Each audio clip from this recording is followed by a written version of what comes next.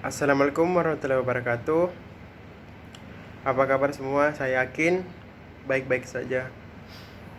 Ya, perkenalkan nama saya Ikrar Nusa Bakti, NIM 102181019 dari kelas akuntansi A4 dari prodi akuntansi.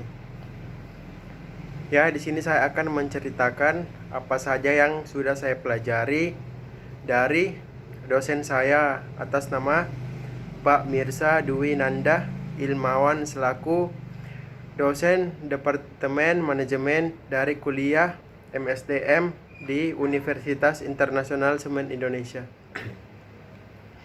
Ya, sebelumnya saya akan menjelaskan apa itu MSDM, pengertian dari MSDM. MSDM atau Manajemen Sumber Daya Manusia merupakan investasi atau aset strategis organisasi.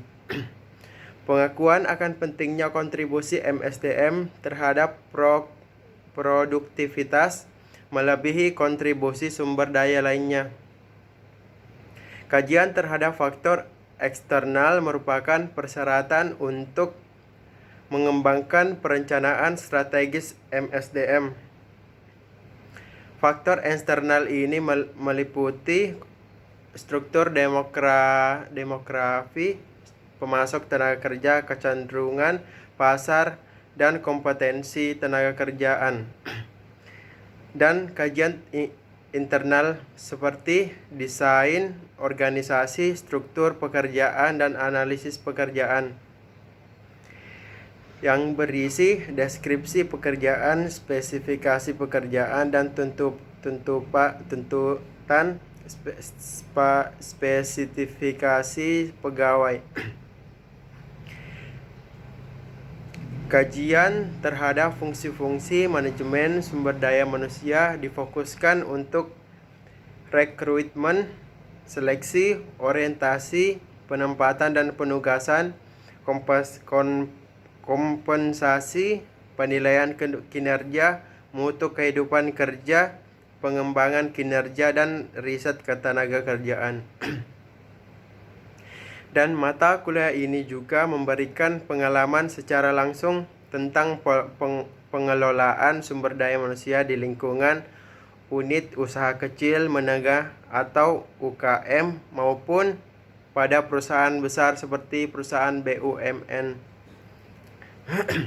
Ya, di sini saya akan menjelaskan manfaat dari pembelajaran MSDM. 1. Menguasai konsep teoretis dan metode perangkat analisis fungsi manajemen atau perencanaan, pelaksanaan, pengarahan, pemantauan, evaluasi, dan pengendalian, dan fungsi organisasi sumber daya manusia pada berbagai jenis organisasi.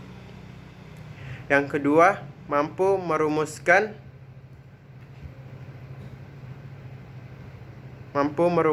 fungsi manajemen atau perencanaan, perorganisasian, penyusunan staf, pengarahan, dan pengendalian, serta evaluasi pada level operasional di berbagai tipe organisasi.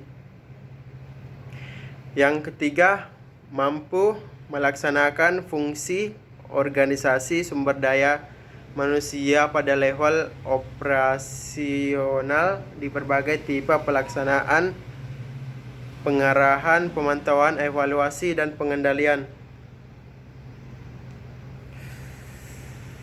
Dan fungsi organisasi sumber daya manusia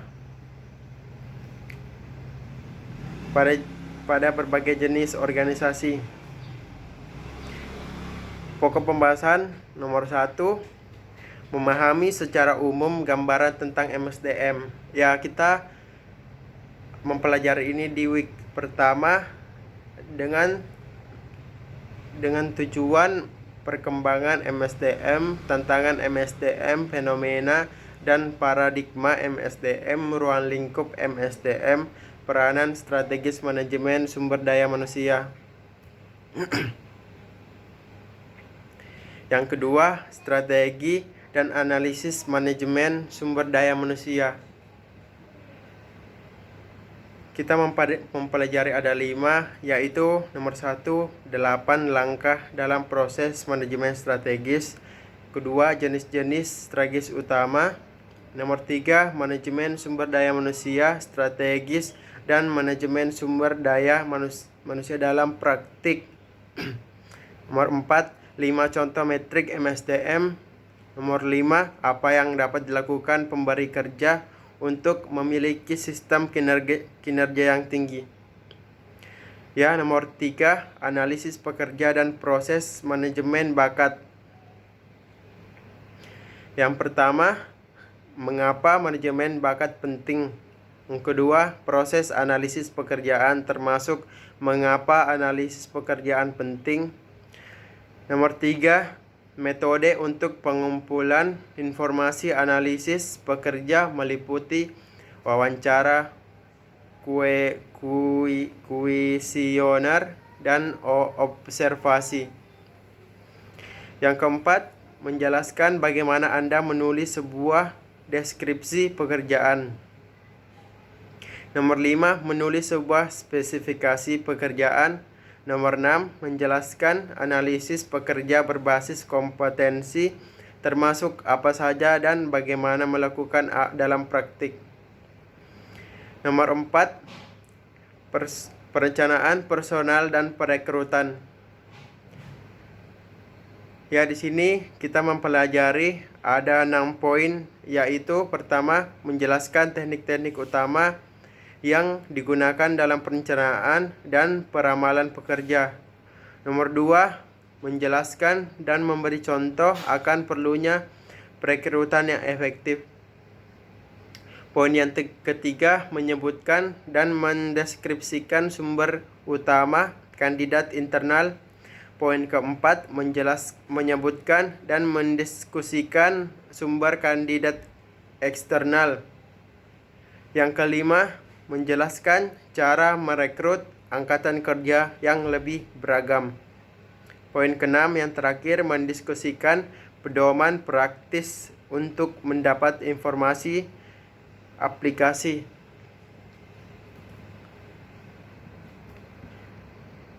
Yang kelima, tes dan seleksi karyawan. Ada 5 poin, yaitu poin pertama, menjawab pertanyaan mengapa penting bagi kita untuk mengetes dan menyeleksi karyawan. Ya, yang kedua, menjelaskan apa saja yang dimaksud dengan reliabilitas dan validitas. Yang ketiga, menyebutkan dan mendeskripsikan secara singkat kategori tes dasar tes seleksi. Berikut contohnya. Yang keempat, menjelaskan cara menggunakan 2 simulasi kerja dan seleksi. Nomor poin yang kelima, mendeskripsikan 4 cara meningkatkan proses pengecekan latar belakang oleh pemberi kerja. Ya, yang keenam atau yang pertemuan keenam, pelatihan dan pengembangan karyawan. Ya, di sini ada 6 poin, yaitu poin pertama, merangkum tujuan dan proses orientasi karyawan. Nomor 2, menyebutkan dan menjelaskan secara singkat setiap langkah dalam proses pelatihan. Yang ketiga, menjelaskan cara menggunakan 5 teknik pelatihan. Yang keempat, menyebutkan dan membahas secara singkat 4 metode pengembangan manajemen. Nomor 5, menyebutkan dan membahas secara singkat pentingnya langkah-langkah dalam pemimpin perubahan organisasi. Yang keenam, menjelaskan mengapa studi terkendali dapat menjadi cara untuk mengevaluasi pengaruh program pelatihan. Ya, yang ketujuh, manajemen dan penilaian kinerja. Ada 6 poin, yaitu poin pertama, mendeskripsikan proses penilaian. Nomor 2, mendefinisikan manajemen kinerja dan mendiskusikan perbedaannya dengan penilaian kinerja. Nomor 3, mengembangkan mengevaluasi dan penerapan sedikitnya 4 alat penilaian kinerja. Nomor 3, menjelaskan dan mengilustrasikan permasalahan yang harus dihindari dalam menilai kinerja. Nomor 5, melakukan wawancara penilaian yang efektif. Nomor 6, menjelaskan cara membagi karyawan untuk tujuan penilaian dan pemberian imbalan. Week 8 yaitu mengelola retensi, keterlibatan, dan karir karyawan. Ada 6 poin, yaitu poin pertama mendeskripsikan proses penilaian. Nomor 2, mendefinisikan manajemen kinerja dan mendiskusikan perbedaannya dengan penilaian kinerja. Nomor 3, mengembangkan, mengevaluasi, dan menerapkan sedikitnya 4 alat penilaian kinerja. Nomor 4, menjelaskan dan mengilustrasikan permasalahan yang harus dihindari dalam menilai kinerja. Nomor 5, melakukan wawancara penilaian yang efektif. Nomor 6, menjelaskan cara membagi karyawan untuk tujuan penilaian dan pemberi imbalan. Week 9, menyusun bayaran strategis. Ada 5 poin, yaitu poin pertama menyebutkan faktor-faktor dasar yang menentukan tingkat bayaran. Yang kedua, mendefinisikan dan memberikan contoh cara melakukan evaluasi pekerja. Nomor 3, menjelaskan secara terperinci cara menyusun rencana bayaran yang kompetitif pada pasar. Nomor 4, menjelaskan cara menetapkan pembayaran untuk pekerja manajerial dan profesional. Nomor 5, menjelaskan perbedaan antara rencana bayaran berbasis kompetitif dan tradisional. Pada week 10, kita mempelajari bayaran berdasarkan kinerja dan insentif finansial. Ada 5 poin, yaitu poin pertama menjelaskan bagaimana Anda akan menerapkan 4 teori motivasi dalam merumuskan insentif. Nomor 2, mendiskusikan insentif utama untuk karyawan individual. Nomor 3, mendiskusikan pro dan kontra dalam komisi versus bayaran langsung untuk tenaga penjual. Nomor 4, mendeskripsikan insentif utama untuk manajer dan eksekutif. Nomor 5, menyebutkan dan mendeskripsikan rencana insentif seluruh organisasi yang paling populer, ya. Selanjutnya pada week ke-11 kita mempelajari etika, relasi karyawan, dan pengakuan adil di tempat kerja. Ada 5 poin. Poin pertama menjelaskan apa yang dimaksud dengan perilaku etis di tempat kerja. Nomor 2, membahas faktor-faktor penting yang membentuk perilaku etis di tempat kerja. Nomor 3, menjelaskan sedikitnya 4 cara spesifik yang mana manajemen SDM dapat mempengaruhi perilaku etis di tempat kerja. Nomor 4, menggunakan praktik disipliner yang adil. Nomor 5, menjelaskan apa yang dimaksud dengan relasi karyawan dan apa yang dapat dilakukan pemberi kerja untuk meningkatkannya. Ya, pada week 12 kita mempelajari keselamatan kerja dan kesehatan karyawan. Nomor 1, menjelaskan peran penyelia dan keselamatan kerja. B. Nomor 2, menjelaskan fakta-fakta dasar mengenai hukum keselamatan kerja dan OSHA. Nomor 3, menjawab pertanyaan apa penyebab dari kecelakaan. Nomor 4. Menyebutkan dan menjelaskan 5 cara untuk mencegah kecelakaan. Nomor 5. Menyebutkan 5 bahwa kesehatan di tempat kerja dan cara penanganinya. Pada week 13 kita mempelajari pengelolaan sumber daya global. Nomor 1. Menyebutkan tantangan SDM dari bisnis internasional. Nomor 2. Mengilustrasikan dengan contoh bagaimana perbedaan antar negara mempengaruhi MSDM. Nomor 3. Menyebutkan dan mendeskripsikan secara singkat metode-metode utama yang menyusun staf organisasi global. Yang keempat, membahas beberapa masalah yang penting dalam pelatihan kinerja dan pemberi karyawan internasional.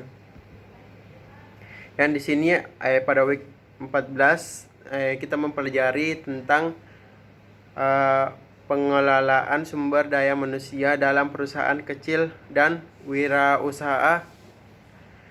Ada 4 poin.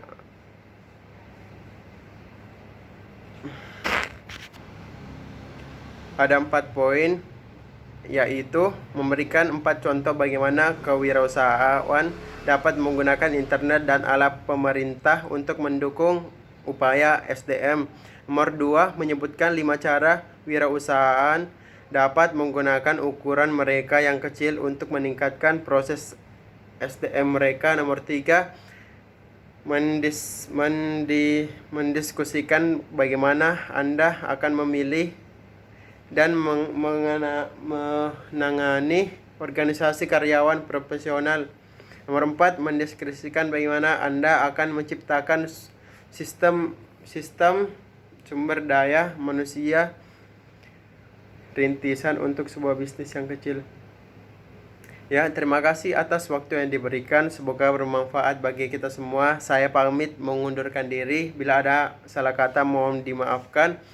Wassalamualaikum warahmatullahi wabarakatuh.